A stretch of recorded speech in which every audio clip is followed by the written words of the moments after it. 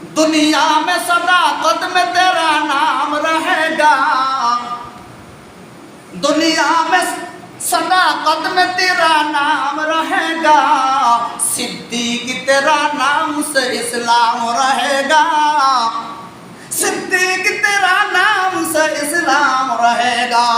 सुभान अल्लाह।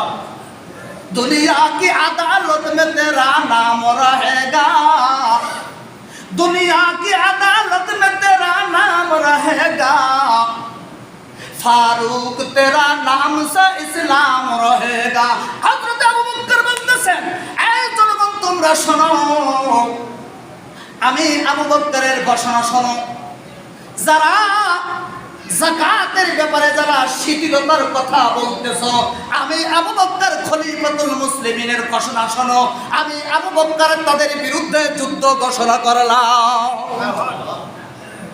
যুদ্ধ ঘোষণা করলাম। ঘোষণা দিয়ে দিয়েছেন খলিফাতুল মুসলিমিন আবু বকর।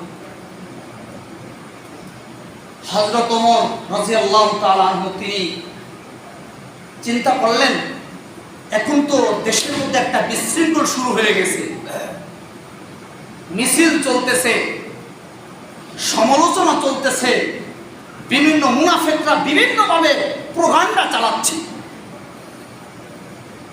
হযরতে ওমর রাদিয়াল্লাহু তাআলা আনহু আবু বকরের কাছে চলে আসছেন। আবু বকরকে বলতেছেন, ও আবু বকর, কাইফা তুকাতিলুন নাস ওয়াকাদ ক্বালা রাসূলুল্লাহ সাল্লাল্লাহু আলাইহি ওয়াসাল্লাম উমিরতু আন উকাতিলান নাস হাত্তা ইয়াকুলু লা ইলাহা ইল্লাল্লাহ। হযরত ওমর বলতেছেন, আমিরুল মুমিনিন আবু বকর, আপনি জিহাদের ঘোষণা, যুদ্ধের ঘোষণা আপনি কিভাবে দিলেন? অথচ রাসূল বলেছেন যে আমার উপরে আল্লাহ তাআলা হুকুম দিয়েছেন, আমি আদেশিত হয়েছি আল্লাহর পক্ষ থেকে যে কাফেরদের সাথে যুদ্ধ চালায়া যান, যতক্ষণ পর্যন্ত তারা লা ইলাহা ইল্লাল্লাহু মুহাম্মাদুর রাসূলুল্লাহ স্বীকার না করে, ততক্ষণ পর্যন্ত যুদ্ধ চালায় যান। এই কথা আল্লাহর নবী বলেছেন যে আমি আল্লাহর পক্ষ থেকে আদেশিত হয়েছি, যতক্ষণ পর্যন্ত ওরা লা ইলাহা ইল্লাল্লাহ কালেমা স্বীকার না করবে ততক্ষণ পর্যন্ত তাদের সাথে যুদ্ধ চালায় যাবেন। তো এরা তো কালেমা স্বীকার করে, এরা কি স্বীকার করে বলেন? এরা তো কালেমা স্বীকার করে, তা আপনি এদের সাথে কি, এদের বিরুদ্ধে কিভাবে যুদ্ধ ঘোষণা করলেন? আর আমার কথা বুঝে আসছে? আপনারা যদি এদিক সেদিক তাকান হাদিস বুঝবেন না। আবু বকরের এই কথা বলার সাথে সাথে হযরতে ওমর রাদিয়াল্লাহু তাআলা আনহুর এই কথা বলার সাথে সাথে হযরতে আবু বকর বলেন, ওয়াল্লাহি, আল্লাহর কসম খেয়ে আমি বলতেছি, লা আকতুলান্না মান ফাররাকা বাইনাস সালাতি ওয়াজ যাকাত। আবু বকর বলেন, ওমর তুমি শুনে রাখো, আমি আল্লাহর কসম খেয়ে বলতেছি, যারা যাকাত আর নামাজের মধ্যে ব্যবধান করবে, যারা যাকাত আর নামাজের মধ্যে পার্থক্য সৃষ্টি করবে, অবশ্যই আমি তাদের সাথে যুদ্ধ ঘোষণা করলাম। এরপর আবু বকর বলতেছেন, আল্লাহি, আল্লাহর কসম খেয়ে বলতেছি, লাউ মানাউনি ইকালান কানু ইউআদ্দুনাহু ইলা রাসূলিল্লাহি সাল্লাল্লাহু আলাইহি ওয়াসাল্লাম লাকাতালতুহুম আলা মানইহি। আবু বকর বলেন, এ ওমর, তুমি আমার আরেকটা ঘোষণা শুনে রাখো, রাসূলের জামানায় যে একটা বকরির, যে একটা ছোট্ট বকরি এর যাকাত আদায় করত, রাসূলের জামানায় যে ব্যক্তি ছোট্ট একটা ছাগলের বাচ্চা, বকরির বাচ্চাটাও যাকাত দিত। আমি আবু বকরের ঘোষণা শুনুন, এই জামানায়ও যদি কেউ ছোট ওই বকরির বাচ্চা নয়, যদি বকরির রশি দিতেও যদি অস্বীকার করে, তারপর আমি তার সাথে যুদ্ধ ঘোষণা করলাম। কথা বুঝতে পারে নাই?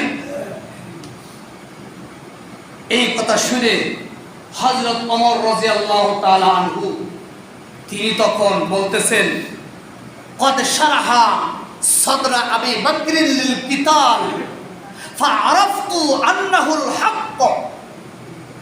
হযরত ওমর বলতেছেন, আল্লাহ তাআলা হযরত আবু বকরের দিলকে যুদ্ধের জন্য আল্লাহ তাআলা খুলে দিয়েছেন।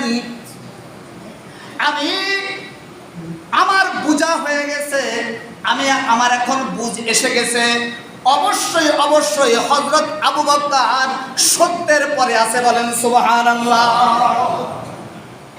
তাহলে বলেন তো, যাকাতের ব্যাপারে ছাড় আছে নাকি? যাকাতের ব্যাপারে কোনো শিথিলতা আছে নাকি ইসলামে? নাই।